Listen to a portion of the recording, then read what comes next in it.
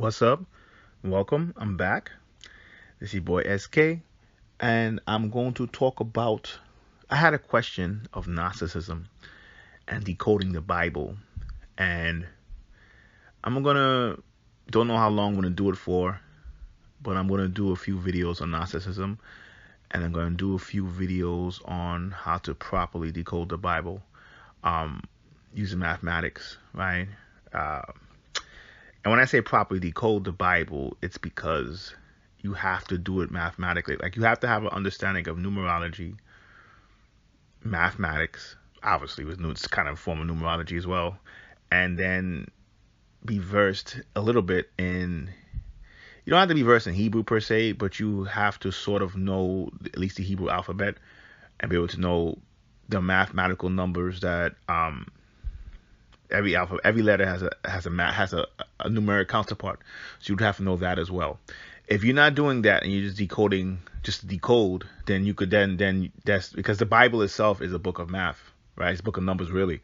And if you're just like, it's like if somebody says, oh, I want to decode Jesus is the same as Superman. I'm just giving an example, right? And you could try to find references in the Bible where Jesus is talking about the sun, because Superman is powered by the sun too. That's not the decoding. I mean, it is decoding, but it's not decoding in its proper level, right? You could do that for a movie, but when it comes to, because the Bible was made on math, as Hebrew letters is math.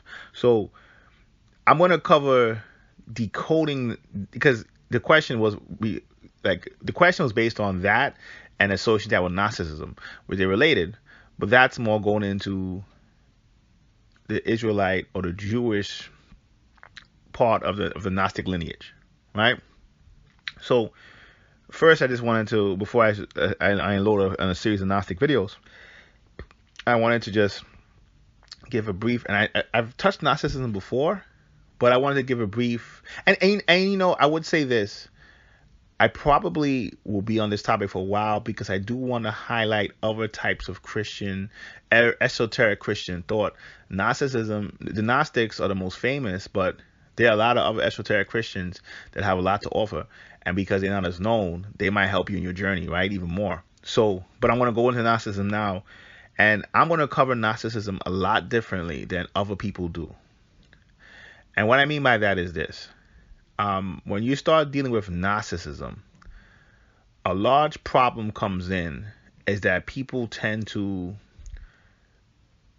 Gnosticism, there is a term, you know, it's gnosis, to know, right?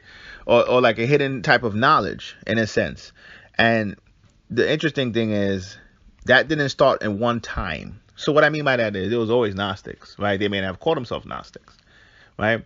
If you really want to go into the real proper way of looking at it, Gnosticism existed before the planet did.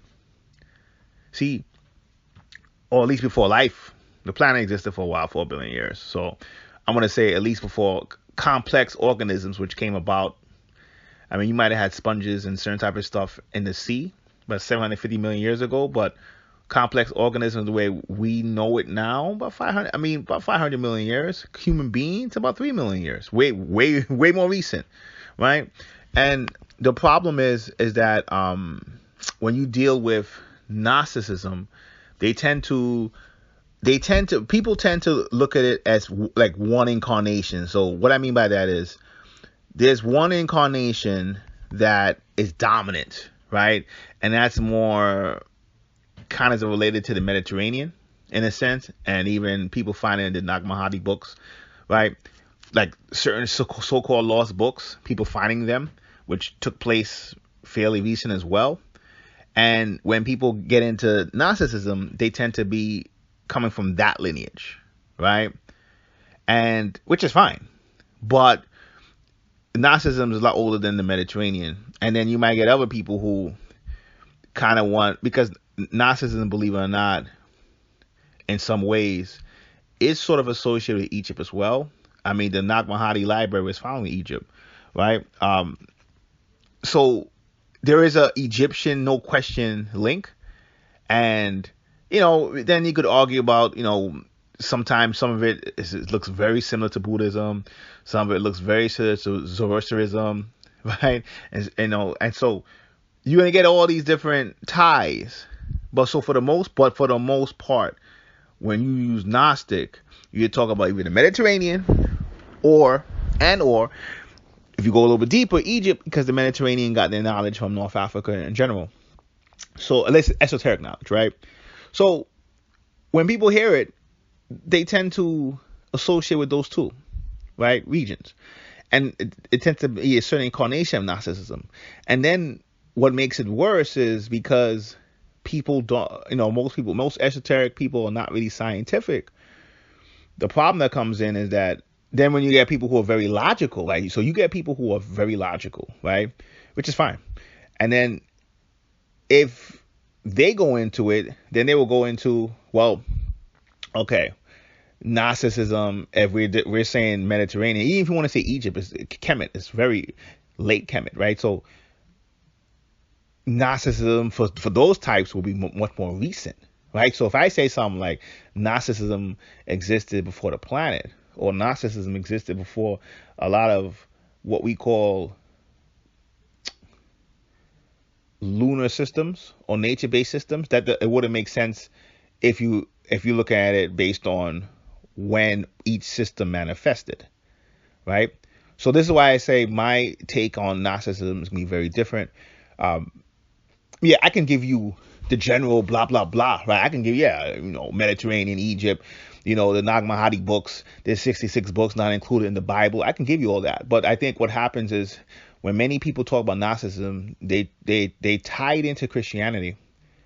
And because they tied into Christianity, if you go from that level, right, you're not going to get the full, not even interpretation, but the full benefits of experiencing Gnosticism, because Gnosticism by itself is very empowering, right? And it's almost like this is the way I like to look at it, because Gnosticism is a solar-based spiritual system, right? This is how I like to look at it. If the planet was black, right, meaning somebody blacked out the skies and you never seen the sun, even though we probably would be dead, right? But bear with me.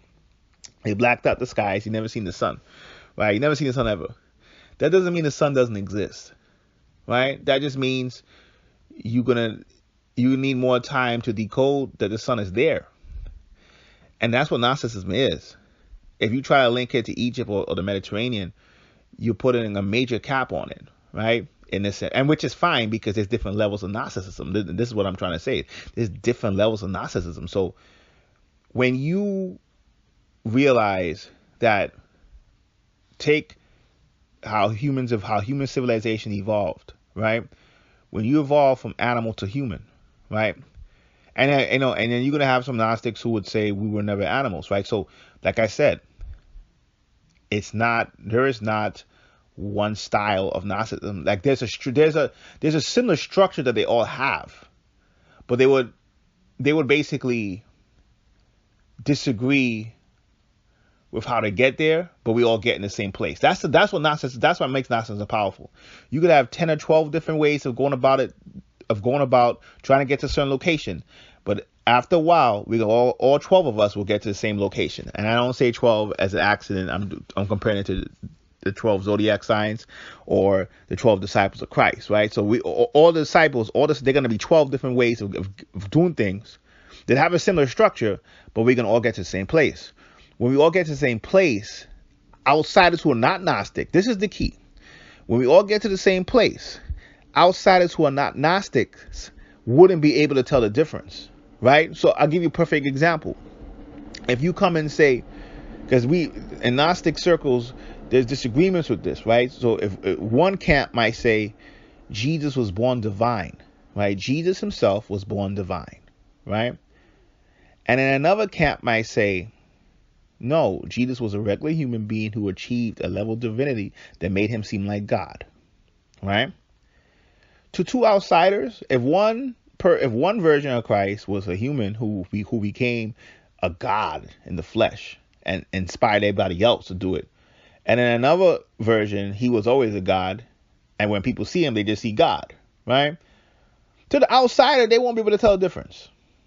This is what I'm saying. To the outsider, they will look at that and say, I can't tell the difference, right? That's what I'm saying with Gnosticism. But that's two totally different interpretations of how you got there, right? And that's what that's what happens. Like there may be 12 different styles, 12 different types, and people tend to know the two, the Mediterranean style and the style that's a little bit older that came from Kemet. But there are many different types, and the reason why, and so this is why I relate it to, if you look at the growth of civilization. So because I had to go in that detail, because there are going to be some Gnostics who don't believe that we came from animals, right? So, and then there's some that do, right? So, and I'm a scientific guy, so for me, I'm going to go with the ones that do. Like scientifically, I mean, we're primates, right? So I'm a scientific guy, right? And I, for the most part, have tried to stay away from Gnosticism, because in my newer videos, for the most part, I'm keeping the ATR, I'm keeping it African, straight up, right? And I know people are gonna say Gnosticism is tied to Kemet and Egypt. And look, man, when I'm talking about Africa, I'm talking about Sub-Sahara, all right? I love my northern brothers, but I'm talking about Sub-Sahara. Don't come with that North Africa shit. I'm just keeping it real, right? So I've tried to stay away from that because it's written down, and I'm going to go in a separate video about written down versus oral. It's written down, and when some shit is written down, motherfuckers think they know what they're talking about. When something is written down, that means the whole world knows it. And when the whole world knows it, every motherfucker out the woodworks thinks they know what they're talking about. When you keep it oral, when I keep it ATR, yeah, you might got some motherfuckers who may not want to hear the truth, but we don't get into that much arguments, because if you come from that world, you know it's true, right? So Gnosticism is a shared world, right? And I said there's a whole bunch of people talk about Gnosticism. Why do I talk about it? Like, I'm not into clout chasing. So for me, if a whole bunch of people are talking about something, that means there's a lot of information out there. I try to stay away from it. But I think but the main reason why I decided to talk about it was because I can go into it from a different angle that's not spoken about, because, you know, out of the 10 or 12 different types, just 2 of them is dominant. And because those 2 are dominant, it's kind of hard to explain it. Because those 2 are dominant, there's a lot of unnecessary arguments that start to happen, right? So, like my Jesus example, if you believe that he was born divine, right? You know what? I mean, add a third part to this, right? If you believe he was born divine, if you don't believe he was born divine, but he became divine, I mean, there's not that much stuff to if you're not divine, if you're a regular person, then either way could help you. Me personally, I do prefer he was normal and he became divine. Not in terms of, I do come from the school that says, no, he was born divine. But I do get why the version where he was a regular human and he became divine could be attractive, because that could inspire you, right? For me personally, I don't really need, see, the branch of Gnosticism that ties themselves into Christianity, they need that, because a lot of them don't acknowledge the prophet after that, Muhammad, right? So if I don't acknowledge Muhammad, yeah, I can see then how I would say Jesus was born human and he became divine, because the archetype of what we classify as Christ is something that's supposed to inspire you, right? Basically, right? Like a version of divinity that's supposed to inspire you to become divine. So I can see how if you don't acknowledge Muhammad, then you would need to say Christ was human, because if you just say he's born divine, some people may say that's a goal unattainable, right? But if you acknowledge the next prophet after him, Muhammad was the seal. So Muhammad was born as a human and achieved a status that few prophets ever did, even though in Islam you're not supposed to, I mean, they may put Muhammad on a pedestal, but if you really read what it says in the Quran, you're not supposed to put any prophet above another one, right? But Muhammad he was the final seal, meaning you study all the prophets before him and then you study him, you're good, right? Because he was born human and he achieved a certain type of divinity, right? Now that works. So like if you are a person that says, oh, Christ is born divine, but then Muhammad came after him and he sealed it, Christ then becomes a symbol. And you may not even care if he walked the earth, because you're gonna have people who say Christ never existed, right? So you may not even care if he walked the earth on that level, because you look at him as a symbol, and then Muhammad is the seal, right? So you copy him in terms of the symbol, his works and stuff like that. You don't attempt to achieve that in that mode or that state. Then Muhammad comes in, and then he would definitely be more symbolic of divinity, of transferring, going from human to full divine. Right? And so much divine that you sealed it. So you got the knowledge of the Hebrews, you got knowledge of the Christians, you got knowledge of the Muslims. Right? Then that works because the styles of Gnosticism that people know, right? So I'll give you an example. The styles of Gnosticism that people know, whereas the Mediterranean-based Gnosticism, which is much weaker than the Egyptian-style Gnosticism. If you go into the Egyptian-style Gnosticism, for the most part, you I don't want to say putting Egypt on a pedestal, but you are more obsessed with linking Gnostic thought to Kemet, to Egypt. And you do that, I would say, too early. What I mean by that is, the Gnostics, there's a reason why Egyptian spirituality became Christianity, became Judaism. Because humans were starting to get more material. We started to lose a connection to the spiritual world, right? When we started to lose that connection, you can't go into Egyptian spirituality was look, a lot of people who get into Egypt or Kemet, very logical base. I get it. Atlantis can't be proved, so I'm not gonna try to get into the Atlantean thing too much. All I will say is Egypt was, the style of their spirituality was more from a time before we became very material, right? So if you're in the 21st century and you pick up and you try to do it as an Egyptian did it, it's not going to work spiritually. Like, you may be able to get, logically understand certain things, but spirituality is just not logical, right? So if you try to, right now as a Westerner, no matter what color you are, and you try to go pick up and start to do it like how the Egyptians did, it's not going to work as well. Just not. The Egyptian mind, you would have to be able to copy the way that individual thought. And even if you attempt to copy it, if you weren't born doing that, meaning the first 7 to 10 years of your life, when the core of your personality is formed, then you could even extend it to 26 to 30 when your brain is fully formed. Right? It's two different levels of being, right? You're not going to get it. So when you're 30 old and above, right? Even if you past 25, 26, and you're like, well, I'm going to start just pick up, and I'm going to start kicking some Kemet shit. It's not going to work. Magically or spiritually. Like I said, motherfuckers don't do no magic. They're not into real spiritual shit, right? So if you just want to spit shit all day in Harlem, right? And spit it like you know some shit, then yeah, you could get it logically. But if you start talking about wanting to do some energy work, wanting to do some shit, internal work, shit, you might as well, you better off doing yoga. Be honest with you. If you want to just talk about doing some internal work, because why? Because it was a copy of a time before, right?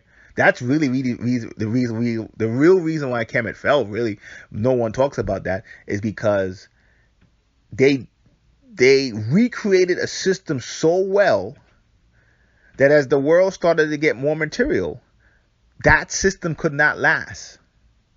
You have to be able to break that system up into parts and put it back together. So Judaism represents a part. Christianity represents a part. Islam represents a part. If you want to go to the esoteric versions, Kabbalah represents a part.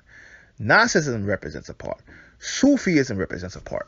And when you put them back together, then you can recreate the conditions even in your mind that the Egyptians had. But you could even do it better than they did, because their style is limited based on, it's not as flexible, it's not as adaptable. So meaning, if you ain't grown up practicing Kemetic spirituality, it's not going to work for you as a 26 or 30-year-old. If you, all the systems I just mentioned that came from it, if you walk through those systems and sort of master them, then put them back together, and you create a chemetic like system, or I like to say a pharaonic like system, a pyramid culture based system, whether it's Egypt, whether it's Nubia, whether it's the Olmecs, whether it's the Mayans, whether it's the Aztecs, whether it's the Incas, whether it's many civilizations throughout the Milky Way. Right? There's plenty. If you recreate that, if you recreate it from all the smaller parts, you achieve a different type of gnosis in that sense. And that's what people miss. So when you are going into the Egyptian heavy Gnostic thought, and you are so focused on saying Egyptian gods instead, Ptah or whoever, Asadu or Aset, Isis, you want to call that, the Jehuti, the Houthi, Thoth, whichever name you want to use, if you're obsessed over that, you're still going to get limited results energetically or doing the inner work. You might logically get stuff, but in terms of energetically, you're going to have a limited result. That's the difference. That's what the true Gnostics understand, in essence. So you have some Gnostics, like I said, who would get into their gnosis. So they would come in and say the Gnostic books are superior to the Bible. The Gnostic books were left out. You have one style of Gnostic that would say that. But a true Gnostic, and usually a Gnostic that says that, like I said, a Gnostic that says that is usually heavily influenced Mediterranean Gnosticism or the books that were found in the Egyptian desert, right? When Gnosticism is your way of life, you don't look at it like that. You look at actually the Bible. That's why I opened it up with decoding. The biblical books are actually higher. But the biblical books, the knowledge is, the Bible itself, knowledge is in parables. The Bible itself, knowledge is in mathematical codes that have to be unlocked. Whereas the Gnostic books, what you're calling the Gnostic books, is straight up, you can read them. You could straight read them and get what you have to do from them. But it's actually a lower knowledge. If you talk, like, it's lower in the sense that if you are a Bible thumper and you just believe the Bible word for word, well, no. The Gnostic books are much higher. But if you understand the act of decoding and breaking down the math and seeing the hidden knowledge that's passed on in the math, no, the biblical books are higher. So real Gnostic would say you need both. You know, you let the casuals, right, the casual motherfuckers debate nonsense. Real motherfuckers say we need both. That's the difference. So Gnosticism, if you look at it as a logical person, like if you're very left brain orientated, you would say Gnosticism was very recent. It came after Hinduism, came after various religions in Africa, came after shamanism. It's pretty recent incarnation. And you wouldn't be wrong if you look at the world based on that. But if you look at it as, no, there's like I said, there's pyramid. Gnosticism is a solar-based spiritual system, which is a form of a pyramid science, pharaonic science, right? In Earth, they say Kemetic science. It's a form of that existed before all this. It just was decoded or interpreted at a certain time when human beings were able to be ready to achieve the next stage of consciousness. That's the difference. So it's like, when you say scientifically, when we go from a zero civilization to level 1 to level 2 to level 3 to level 4, it's exactly the same thing. If you go from animal to human, right? You're going to be more shaman, right? You're going to develop a system that teaches you how to connect to the ecosystem. After you do that for a long time, you develop the ability to write, right? You develop the ability to invent, right? Once you do that, you start to get into science and mathematics and technology potentially, right? So your style of spirituality is going to change from that point. After you do all that, you will then be able to reinterpret codes that exist on an abstract level that haven't been decoded before, hence Gnosticism.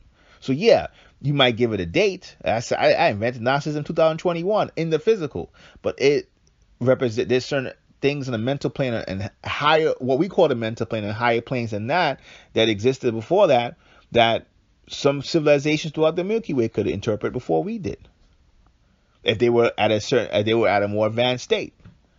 So Gnosticism, and this is why I said there could be 12 different ways how to get to the same path, right? Once you achieve the solar, the differences are going to be when you're in the lunar state. When you're in the more animal state, when you're in the more level 1 or between level 0 to level 1, it's a civilization, right? You're going to have arguments. You say Jesus was born divine. No, Jesus was a human being who became divine. Blah, blah, blah. Because both ways, when you get to the higher point, will come back as one. Gnosticism started Egypt. Gnosticism started here. And then you say, oh, because even if when you become obsessed with Egypt, it's pharaonic. It's solar based. It's pyramid based. Right? So whether it's the like I said, that's why I said whether it's the Olmecs, whether it's the Aztecs, whether it's the Incas, whether it's Sumeria, right? Whether then it's the later incarnations in Babylon, Chaldea, it's pyramid, baby. That there's certain things that come with that. So when you're on the lunar state, you're gonna have disagreements, but eventually when you become the sun again, it all links back together. That's the differences. So it's gonna take me a few videos. Can't cover this in one video. It's gonna take me a few videos to kind of get it, but this is me unwinding and getting ready to unload some Gnostic stuff. So Siris King, till next time, peace.